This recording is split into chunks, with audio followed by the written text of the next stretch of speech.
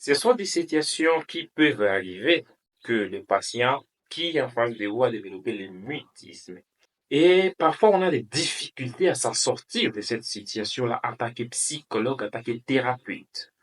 Alors, je vais vous donner dans cette vidéo les clés pour y arriver.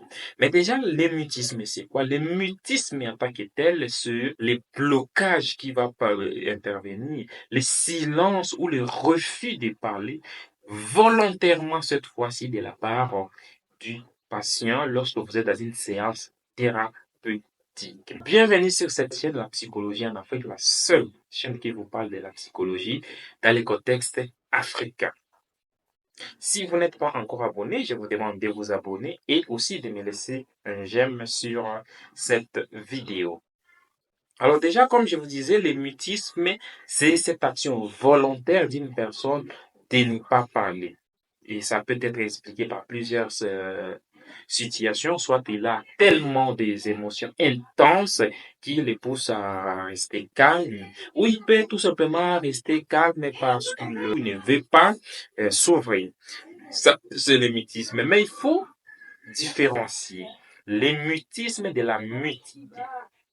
En fait, la mutité, elle, est du domaine physiologique, c'est-à-dire c'est quelque chose au niveau du système nerveux qui est touché, ce qui fait que la personne ne parle pas. Là, nous sommes dans la mutité et c'est un problème physiologique.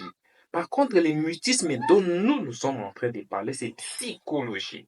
La personne ne parle pas, oui, mais il ne parle pas parce que il y a des raisons psychologiques qui expliquent le fait qu'il ne veut pas parler, qu'il refuse de parler volontairement. Il n'a pas un problème au niveau du cerveau, au niveau de son système nerveux.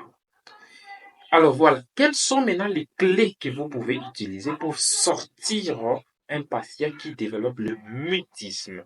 Je vais vous donner quelques clés ici. Et le premier, c'est d'accepter le silence. Alors, accepter le silence, ça paraît quelque chose de banal, mais c'est très important que le fait que la personne reste calme ne vous pousse pas à les forcer de parler.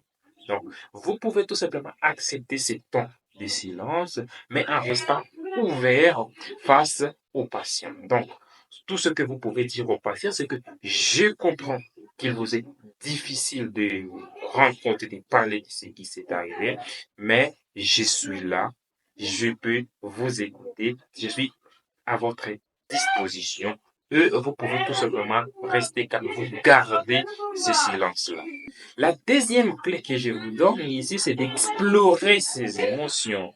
Alors, quand on parle d'explorer les émotions, c'est-à-dire la plupart des temps, quand quelqu'un a développé le mutisme, c'est parce que les problèmes les troublent tellement à un niveau très grave. Donc, il est vraiment très troublé. Il a vraiment des émotions très intenses qui le poussent à ne pas s'exprimer.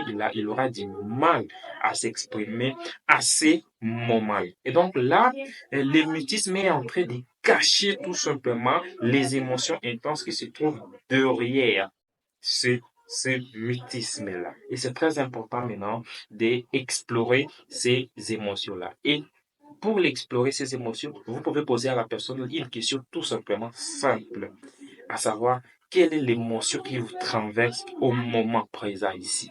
Donc, vous ne parlez pas de la situation, vous ne parlez pas des choses qui sont arrivées à la personne, mais vous vous concentrez sur ces émotions présentes, ces émotions actuelles.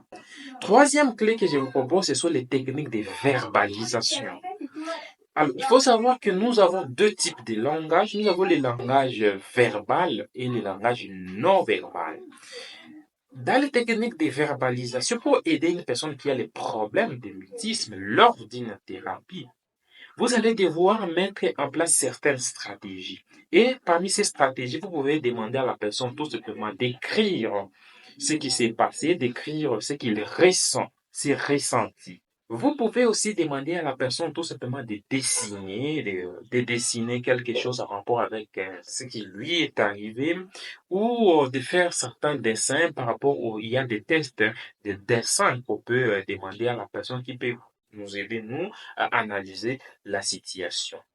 À part les dessins, vous pouvez tout simplement demander à la personne de pointer là où il se sent mal, de pointer ce qui ne va pas. Mais aussi, on peut se servir des images que vous pouvez montrer à la personne, des images qui représentent les différentes émotions, la tristesse, la peur, la colère, les mépris, etc. Vous allez devoir montrer à la personne ces images-là et de demander à la personne tout simplement de hocher la tête ou de pointer tout simplement l'image qui correspond à son ressenti, à son émotion au moment présent. Donc, vous pouvez utiliser les images. Mais aussi, si ce sont des enfants, vous pouvez utiliser les jeux. Donc, vous pouvez commencer d'abord à jouer avec l'enfant sans pour autant lui demander. Vous mettez de côté les situations qui lui y est arrivé, mais vous vous intéressez seulement au jeu. Vous faites comme si vous entrez vraiment dans les jeux, quoi. Donc, vous êtes intéressé par le jeu et ce n'est que après, lorsque l'enfant se sent vraiment dans son bain, vous pouvez maintenant commencer à poser les questions par rapport à ce qui lui est arrivé, par rapport aux situations qu'il a eu à subir. Ça, ce sont les techniques de verbalisation que vous pouvez mettre en place pour vous sortir de cette situation-là de mutisme qui peut être occasionné, qui peut être présent lors d'une séance thérapeutique.